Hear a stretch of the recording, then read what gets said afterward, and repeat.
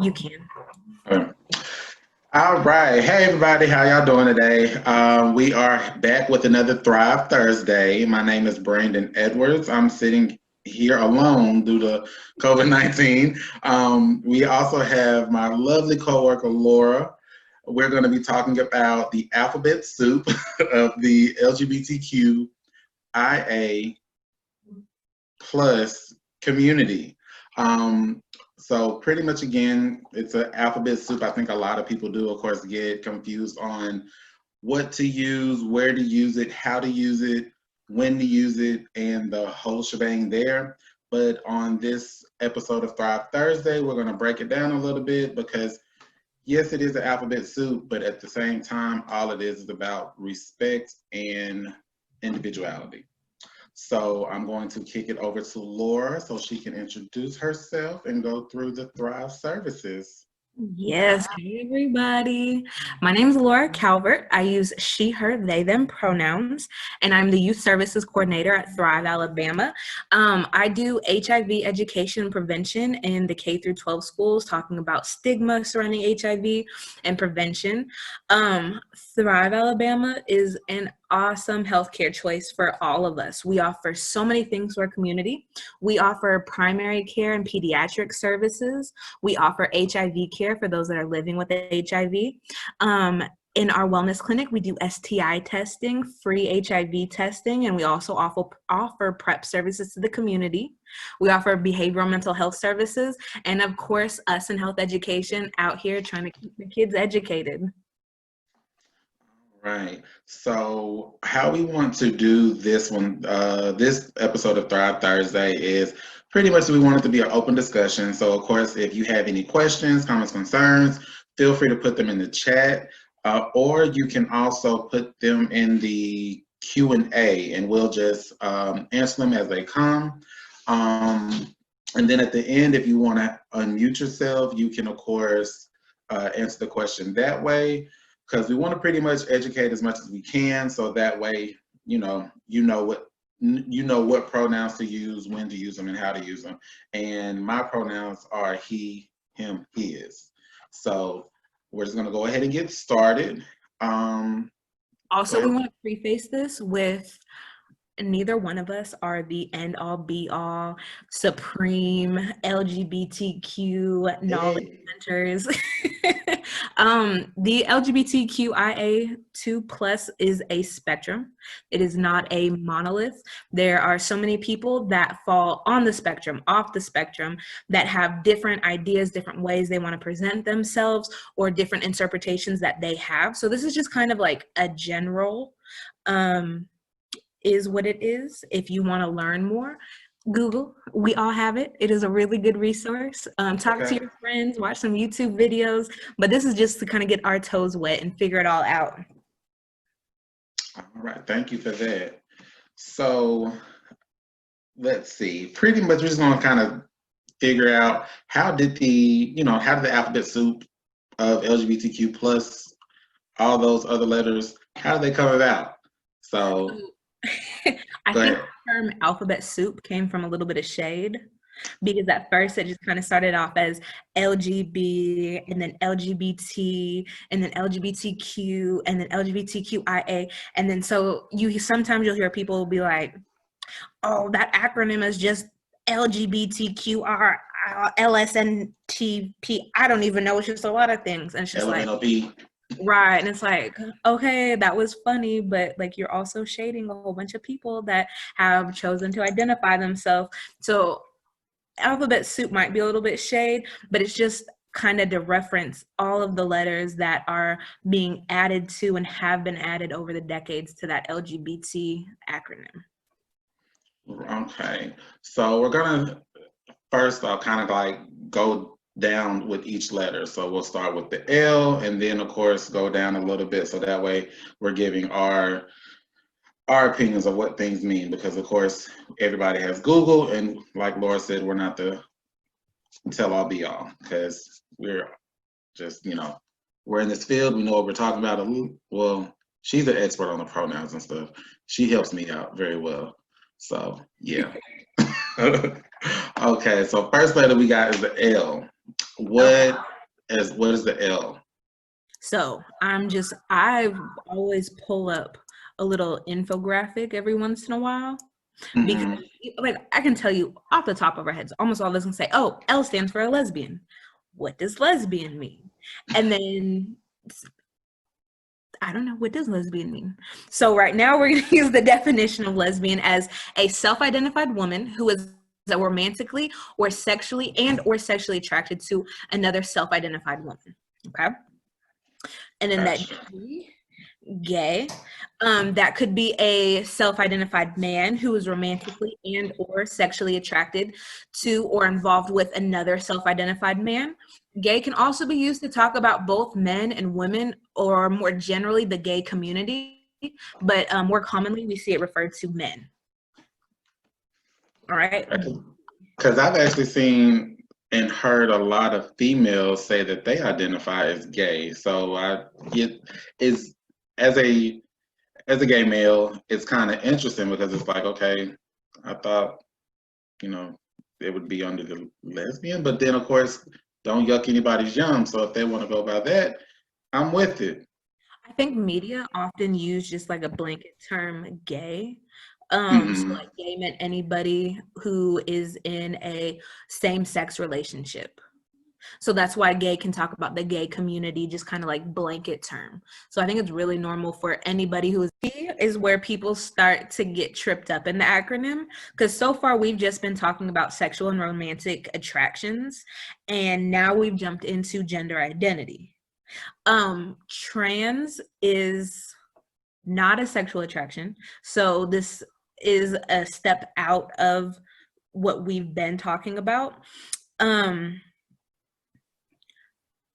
I don't know where we want to start with this one because we're going to go into gender identity. You know what? Let's jump into gender identity right now. Okay. So, Okay. sexuality, what we've been talking about with these first couple acronyms, is what you like sexually, what you like romantically. Gender identity is how you identify yourself. Okay.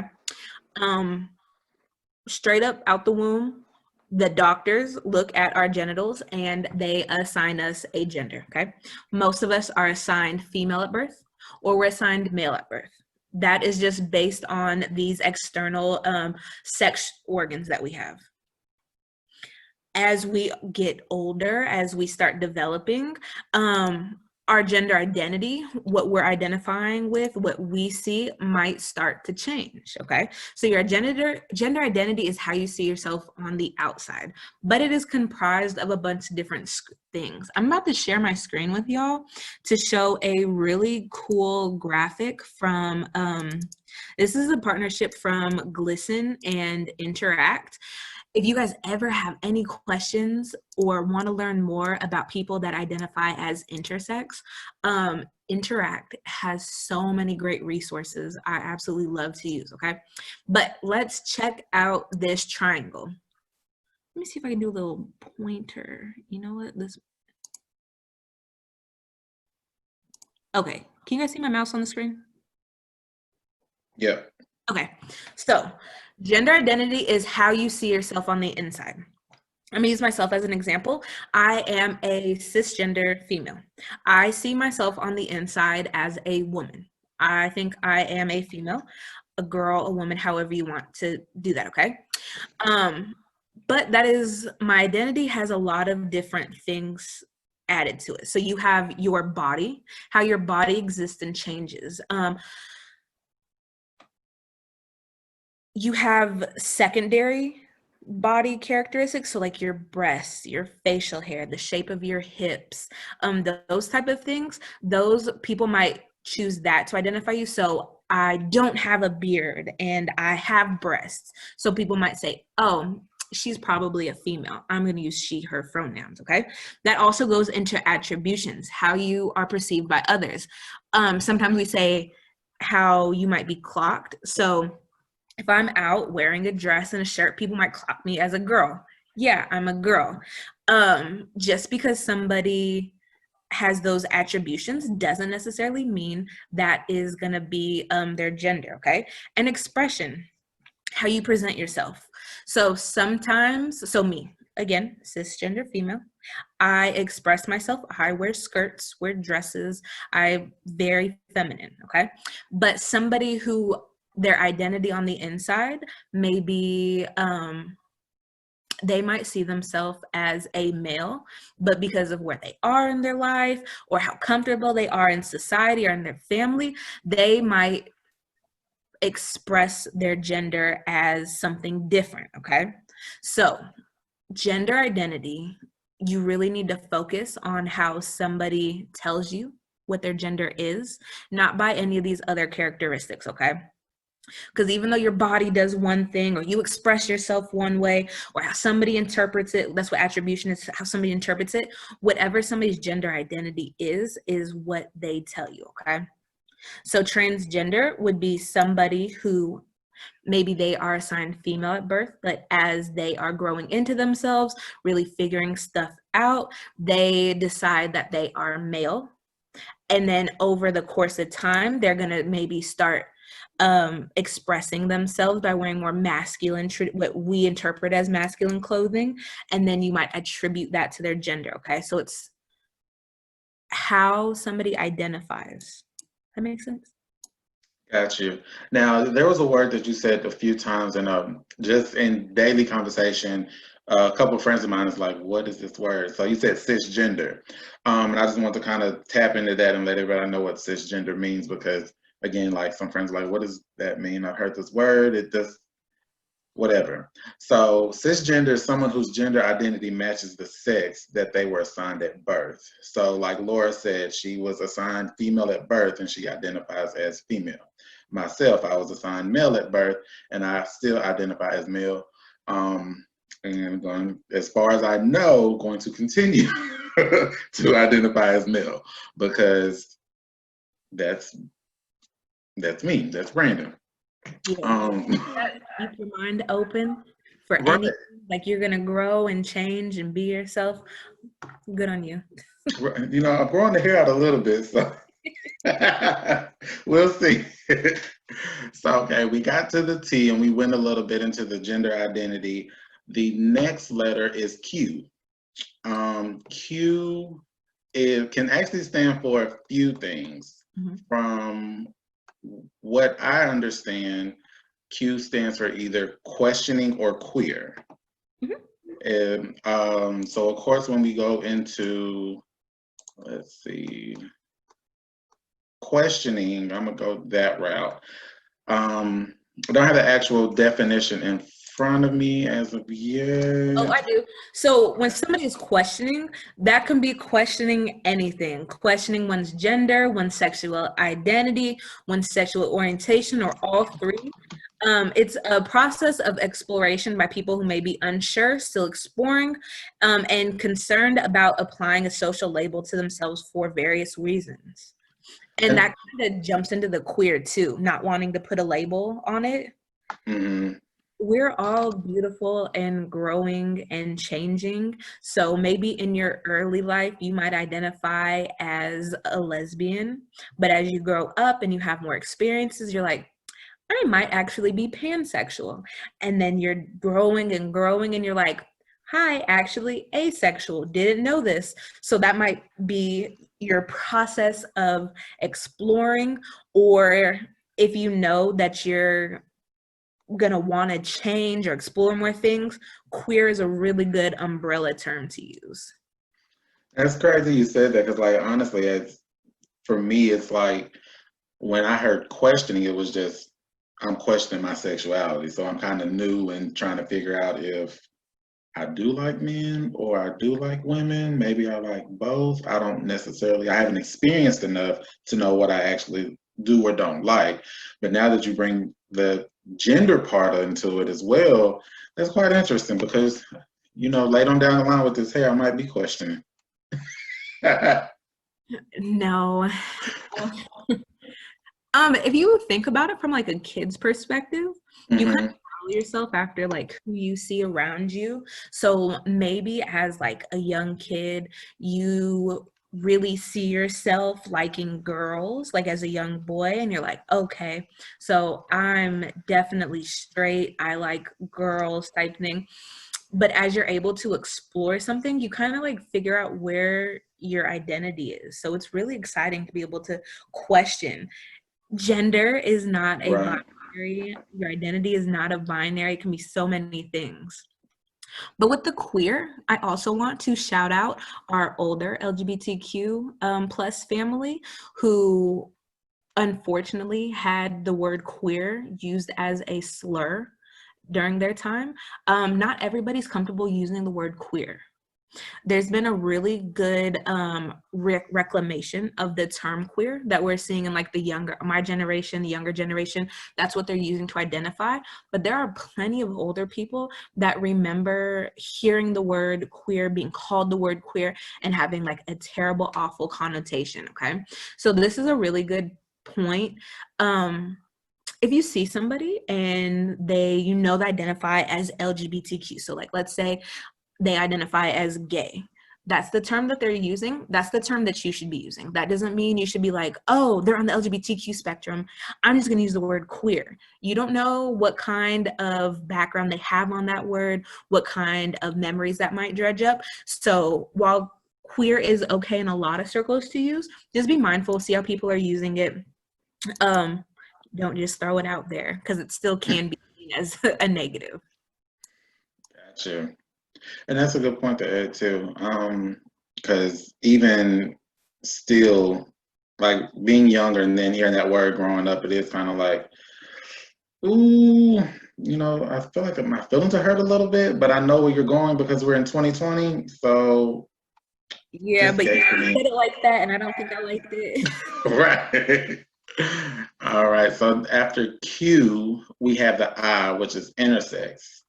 Intersex is a variation in sex characteristics, including chromosomes, gonads, or genitals that do not allow an individual to be distinctly identified as male or female.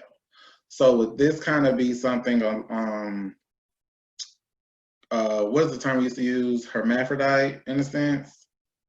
Yes, that term is Okay. very outdated and not used, can be seen as derogatory, but that is the language that a lot of people have. So that's the language that they tend to use.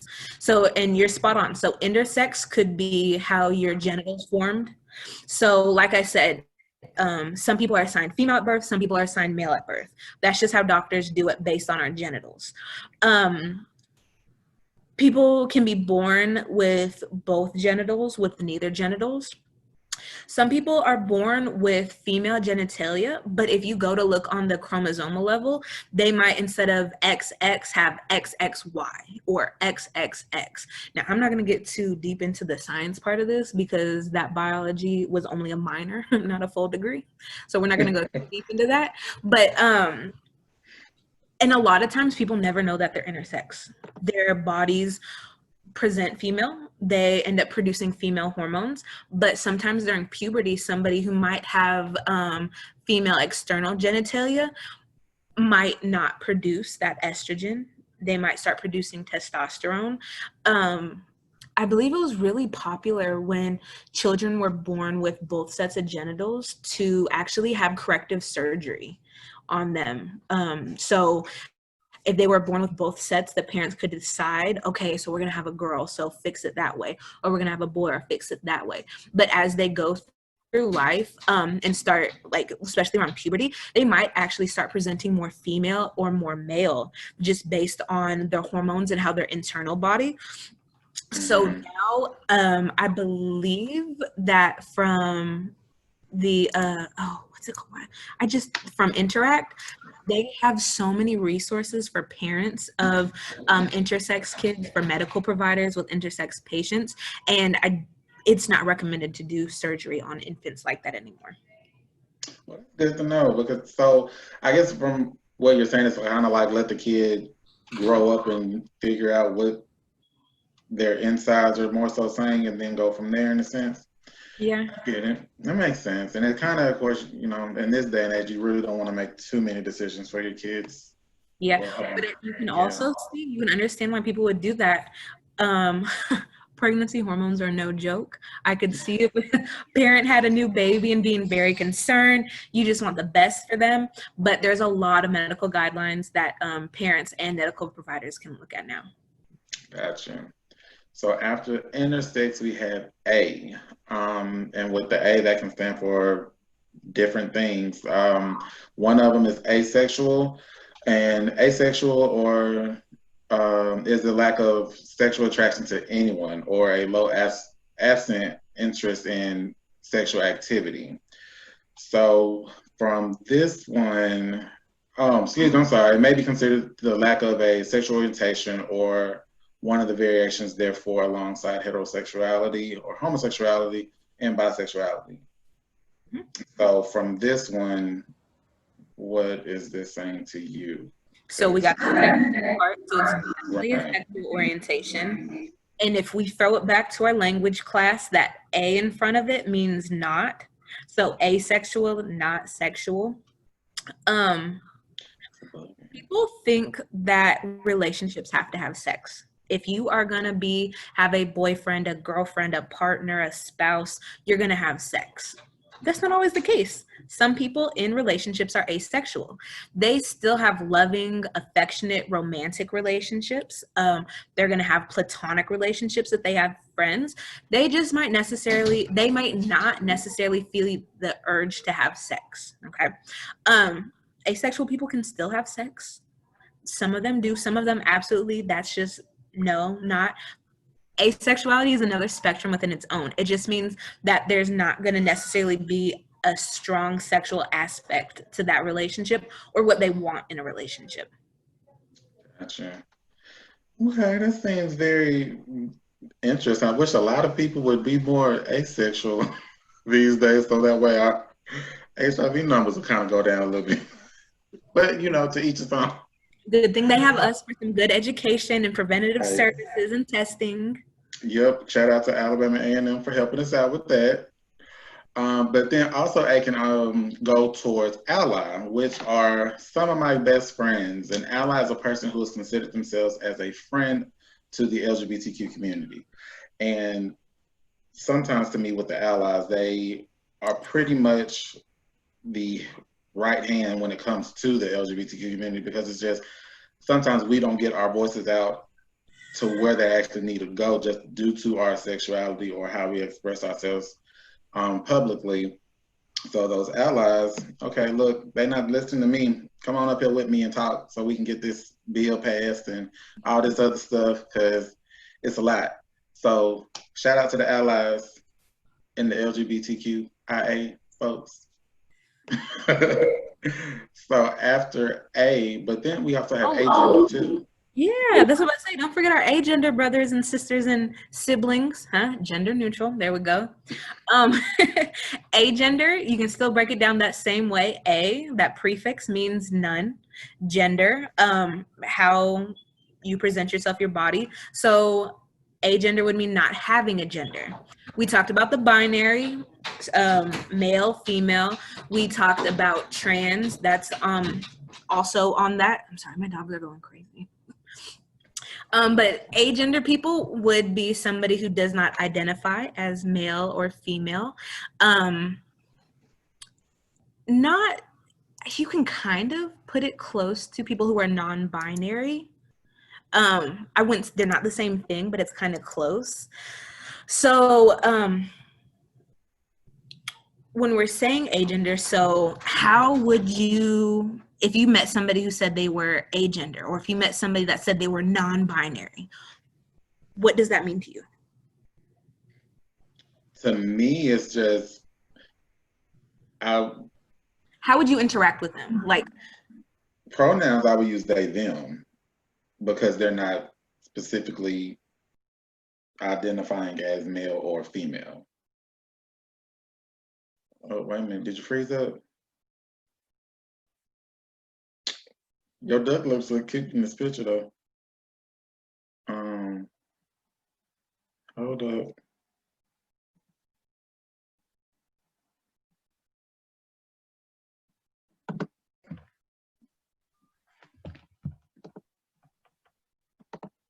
One second, y'all.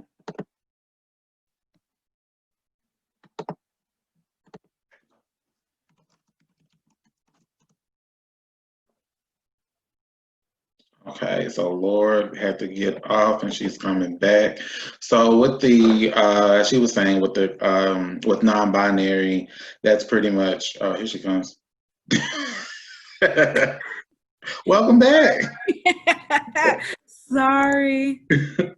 So you were saying with somebody identifying as a gender, how would I interact with them, right? And you mentioned my favorite word, which this is like where the balloons pop down, and it's the word of the day, pronouns. Because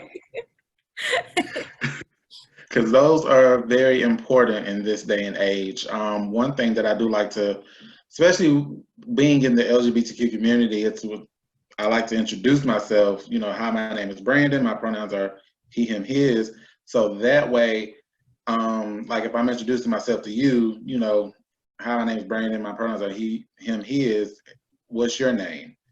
And you just say yours. So that way, from jump, I know how to interact, address Laura. So that way, it's a situation of not offending, of course, respecting her as an individual, and also, yeah, that's mainly it on my end. Just But respect. also, if you introduce somebody with their pronouns or you ask them their pronouns and they choose not to share, that's also perfectly fine. Not everybody is in a space where they feel comfortable or safe enough to share their pronouns. Not everybody is in a place where they absolutely know what their pronouns are. And so you've asked them their pronouns and like, oh my gosh, do I say she, her? Do I say he, his? I'm still talking about it. There's so many other pronouns. I just saw this graphic. Did you know people can go by other pronouns? And then so their brain's going crazy and they just say the first thing or they choose not to. So if somebody is agender, like, and they don't identify with any gender, I probably wouldn't use any pronouns with them. It is so easy to just continue to use somebody's name.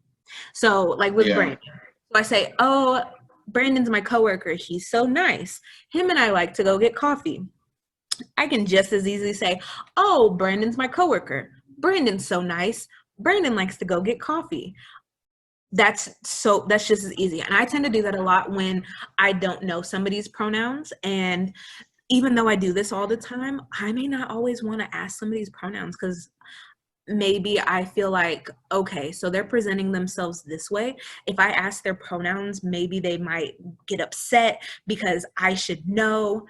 No, nobody should know. But it's still, I'm only human. It gets in my head and I'm like, oh, so I'll just continue to use their name.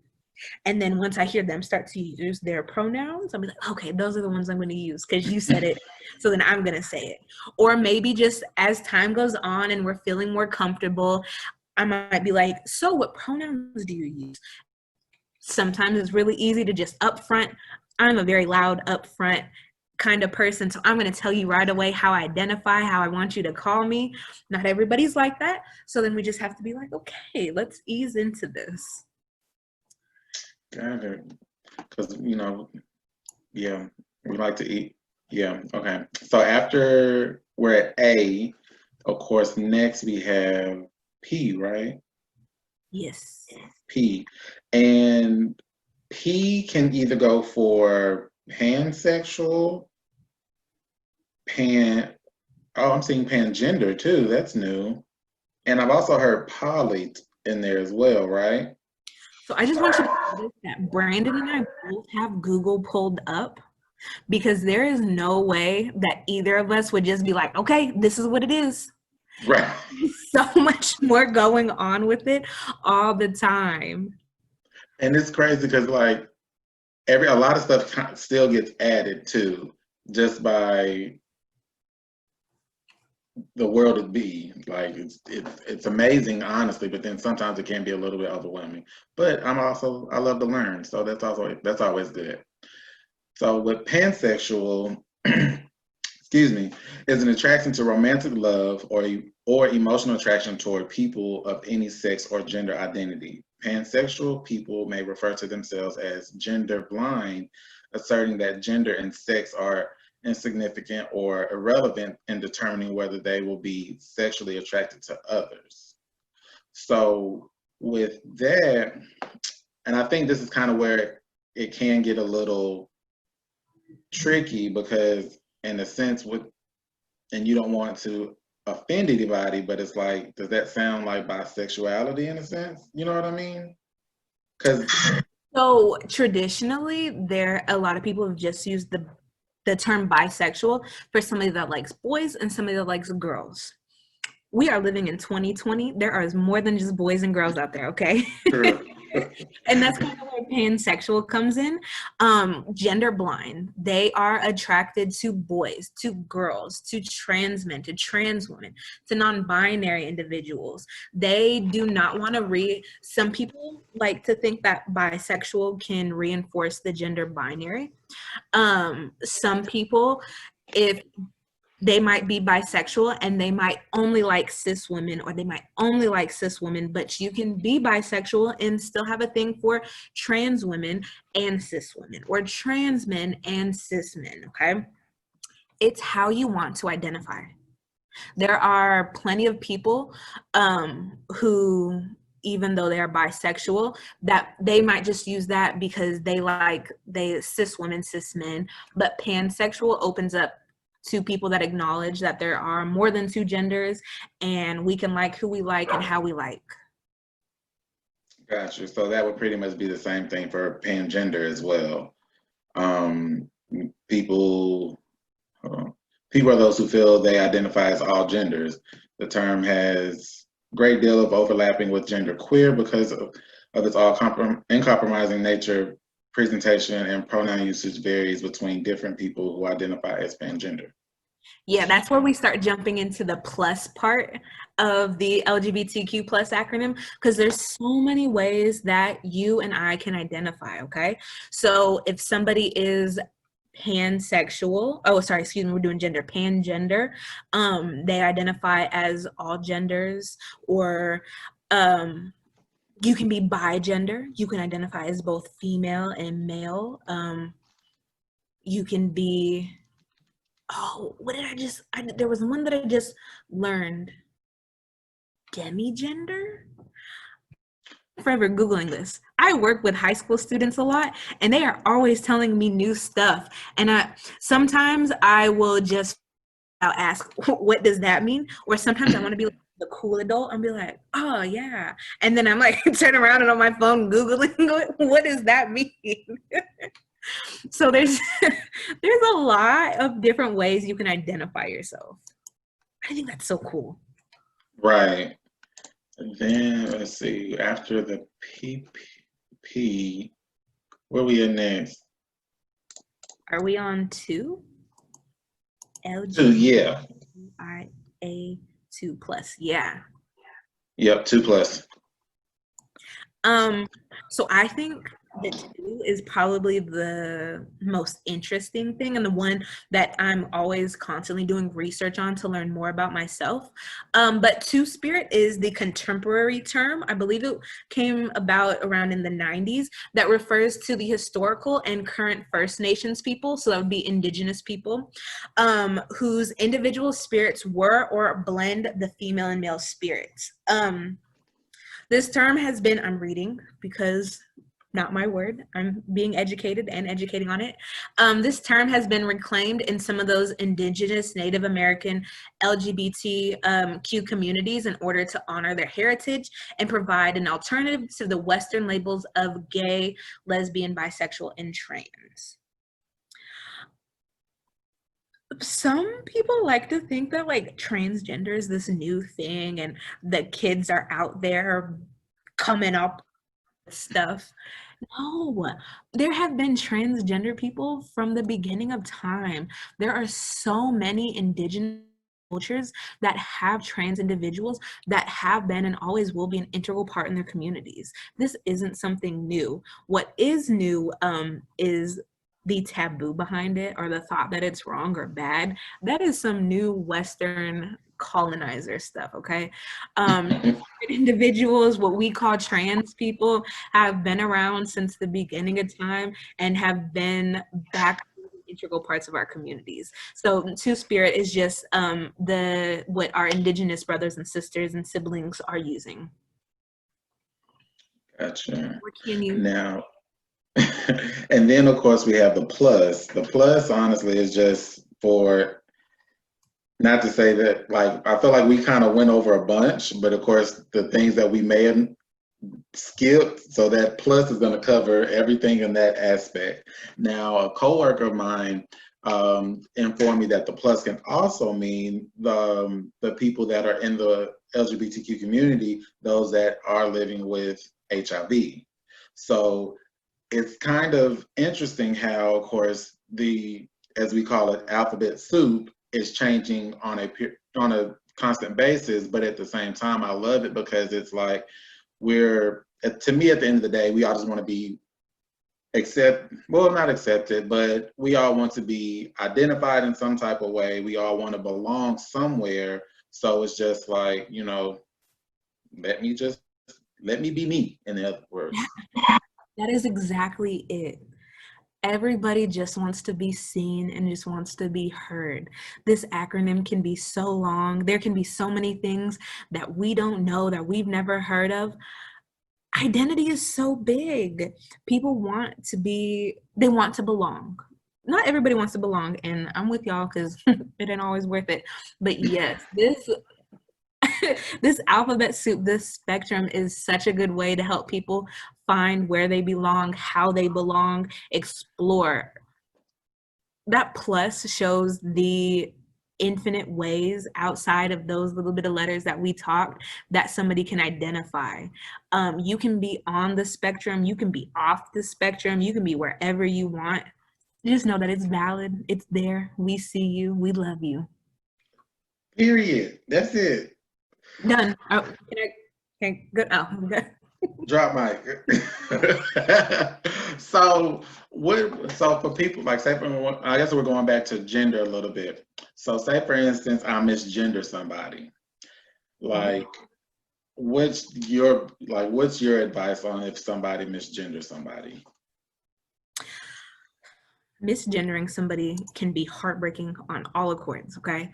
If somebody has told you their gender, how they identify multiple times, and you still say it wrong, first off, to them, that's invalidating. They're not being seen. And then for you, you're like, oh my gosh, I'm a terrible, awful person. I found a little acronym for that. I believe it's ACT. Apologize, correct. Oh crap, I forgot what the T stood for. I'm gonna pretend like I'm frozen until I can remember. Oh, wait a minute.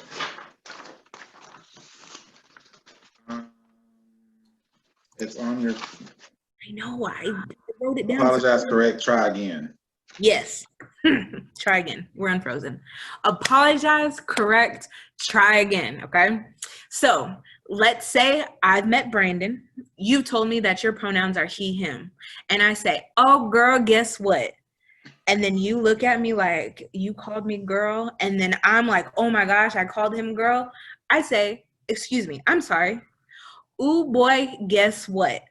And then I keep going with the conversation, okay? Right. Apologize, correct, try again. Sometimes when we misgender our loved ones and we feel so guilty, I'm like, oh my God, I can't believe I just called you a she. Like if I'm talking to you, I'm so sorry. Oh my gosh, do you forgive me? Do you forgive me?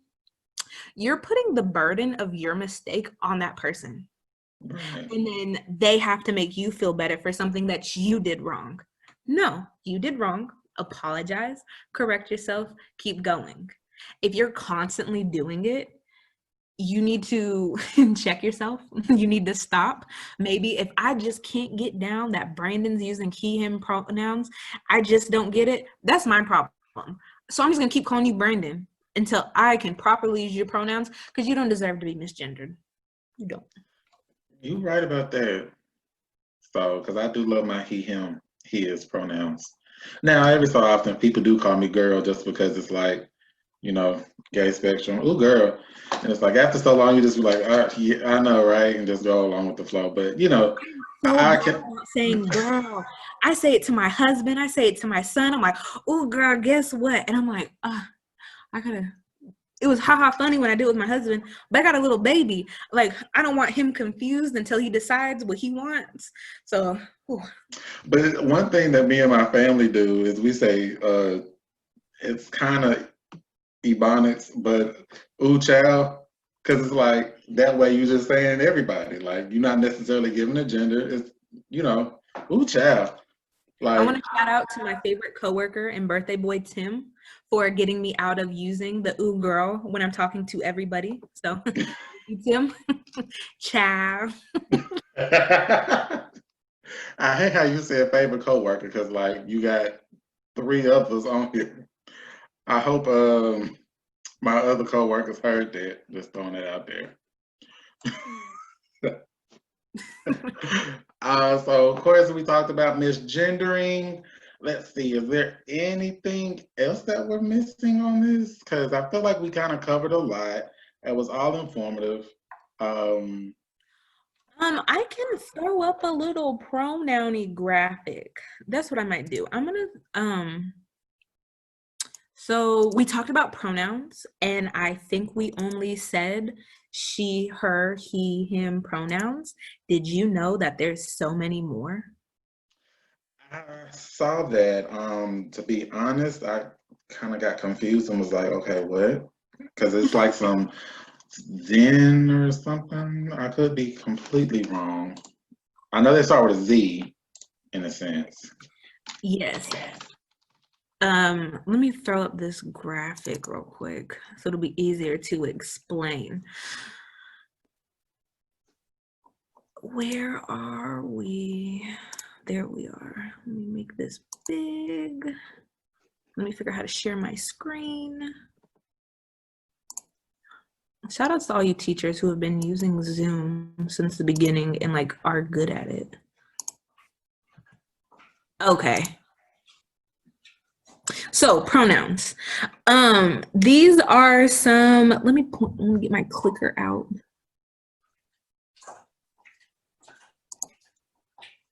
Okay, so you guys can see my mouse again? Yep. Okay, so if operating on a gender binary, we have our she, her, hers, and he, him, his pronouns, okay? So somebody who identifies as female or is using feminine pronouns is gonna use she, her, hers. So Laura, she, her, hers.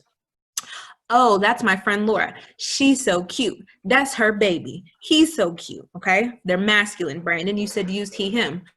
Oh, that's my coworker Brandon. He's so funny. His hair is always nice, okay? Oh. If we are going to be a little, if we're going to jump off that binary, if we're going to use some gender neutral pronouns, we have a lot more options. Traditionally, we're going to use they, them, theirs.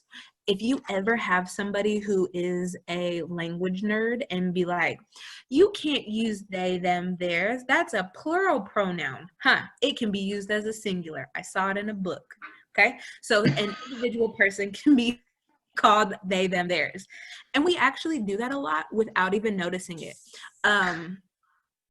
Has the mailman came today? I don't know. They're usually late on Thursdays. I just use they as a gender neutral pronoun, as a singular pronoun without even thinking twice. Okay. A lot of times we do that if we don't know who that person is. So like the mailman, the postal person type thing. But they, them, theirs. You also have the option for Z, here, here's, Z, zir, zeers, or them, zeers, okay? Those are all gender neutral pronouns. How would you know to use those pronouns? You ask somebody, okay? That's just not gonna be distinctive to use Z, zir, zeers, okay? You sound like the Missy Elliott video. Zimma, zimma, zimma, zimma, zimma. When you say them all together like that, it does sound like I'm about to like start rapping. But no, those are all not well known, but very known gender neutral pronouns. Okay. Look at my little words on the side. Decide for yourself what pronouns you use. Get used to using them. Start using them yourself. So if you've decided that you want to use a different pronoun that you've traditionally used, practice referring to yourself. If it's just you standing in front of the mirror saying, I am beautiful. She is beautiful. Look at her. She is beautiful. Just keep doing that. Reaffirm yourself. when you meet people, like we said, ask them their pronouns. They might not feel comfortable sharing. They might have pronouns you've never heard of. Use them, okay? Be comfortable sharing your own pronouns as you're discovering and learning yourself and who you are and how you identify. Just get out there, use those pronouns. This is true, and that's one thing I do try to encourage too. These students of Common Ground, which is Alabama A&M's Gay Straight Alliance under the Student Health and Counseling Service. Within the first few meetings of them starting up, it was like, we'll go around the room, introduce ourselves, and say our pronouns, so that way we know how to address each other. And one of the students, she would always, every meeting, every time, it would just be a situation where we would always introduce ourselves and say our pronouns, because we might have one new person in, and it's like, girl, it's just one person. Let them just introduce themselves and be done with it, because it lasts so long. But I would encourage, of course, every student to, when they go to class, if you want to, like when the teacher says introduce yourself, throw out your pronouns, so that way it just kind of opens the door for that that camaraderie of being, kind of close knit, so that way it can be a topic of discussion compared to something that's always swept under the rug, to where somebody might actually get be offended later on down the line. And even though it can feel tedious if you have to introduce yourself every time, we always want to make space for everybody. Just Abrinka just said this, right? It makes space for other students to feel comfortable. It makes space for people to feel that they can identify and be who they are, instead of us just blowing them off. Okay, so we always, so long as you're comfortable, say it loud, say it proud. No. So this is a question that I really want to ask to the participants. So if anybody wants to unmute themselves and say their piece, feel free. What are some ways that we can bridge the gap within the disconnect of those who do and do not understand the LGBTQ plus community, or the quote unquote alphabet soup? So I'm going to unmute myself, because I have so many ideas to be so many friends. But I think this is a good start. If we're watching this webinar, because a lot of us are on this webinar because we're like, oh yeah, this is what we like, this is what we want to do. We already know. But what about our friends and family that don't know? Education is the key to so many things. Like you said earlier, Google. Hello. I'm going to tell you, these kids, I want to shout out to all the high school and middle school students that have educated me. Tumblr. Tumblr is where it's at. It's got so many things that I've never heard of, and I probably won't ever understand or hear in my real life, but I know about it now. Okay, so let's see if we can get Obrinka. Do you want to say anything? Since, what's your take on it? Can you unmute yourself? I don't know. No. Okay. Oh, no, you can't. Wait, let me try. Nope. Yeah, because no. Oh, look at that. No. Oh, okay. Can y'all hear me? Yeah, we can hear you. Oh, okay. Hello, everyone. Thanks for putting on the spot, Brandon. It's all good. But I was typing in the chat to basically say people just need to be more open about learning about things that they're not used to, or that they don't see on, a regular basis. And so like Brandon, I think you said this, like if you have a student that stands up and introduces themselves and they say their pronouns, that's opening up a space for other students that might have wanted to say their pronouns, but they don't know if that's like an inclusive space or if it's a courageous space. And that student just allowed the other student to be seen or felt like they were seen. So they're not having to live in this world like on their own, if that makes sense. And then right. I think there just should be more allies, and for the allies not to be afraid to be like, you know what, I don't know what this means, but if you're willing I would love, I would love to learn if you could tell me more. And then also understanding that each person that is a part of the LGBTQ community is not a generalization of everybody else. So just because I talked to Brandon about one situation doesn't mean now that I can generalize everybody else based off what he expressed to me for his experience. And yeah, so I think we just need to be, more open, more welcoming, providing courageous spaces to others that so that they can live out their truths. And like you said at the beginning, like don't yuck another person's yum. Like if this is their life and this is their sexual identity, their gender identity, this is who they are. You don't want someone coming to you and be like, nope, this is not who you are. I'm not going to address you this way. I'm not going to do that. Like that's just not okay. Like it's 2020, like it's just not okay. So we can't continue to perpetuate that type of negativity, and we just have to make sure that as much as possible we are providing courageous and positive spaces to everyone regardless of anything. That is a great way of putting it.